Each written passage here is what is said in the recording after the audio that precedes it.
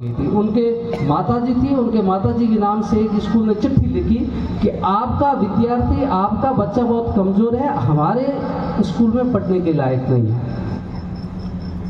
Thomas Edison Alva वो पर्ची चिट्ठी लेकर के अपनी माँ को देता है। माँ उस चिट्ठी को खोल करके पढ़ती है और माँ के आंसू नहीं रुक पा रहे।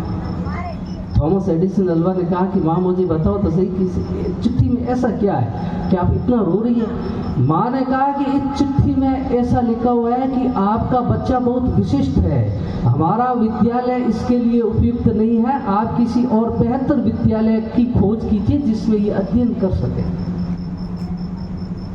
माँ ने अपना दायित्व निभाया। माँ यदि कमजोर होती तो क्या कहती?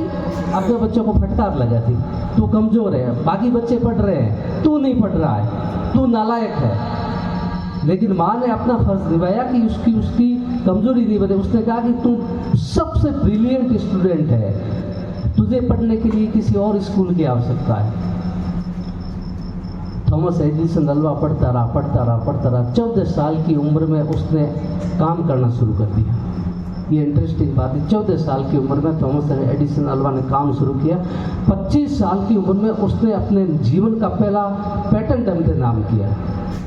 जिस व्यक्ति को स्कूल से बाहर निकाला गया उसने 25 साल की उम्र में अपने जीवन का पहला पेटेंट अपने नाम से किया और उसी व्यक्ति ने अपने जीवन में कुल 1078 पेटेंट अपने नाम से किए, जिसको साइंस के सभी विद्यार्थी आज भी पढ़ते हैं।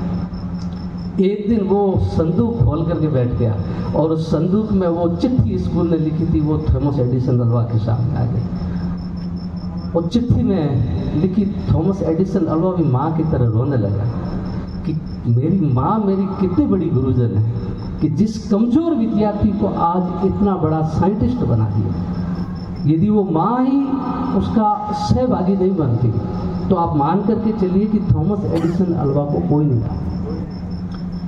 मेरे कहने का मतलब, इस कहानी के कहने का मतलब ये है कि हम सभी दोष दे रहे हैं कि बच्चे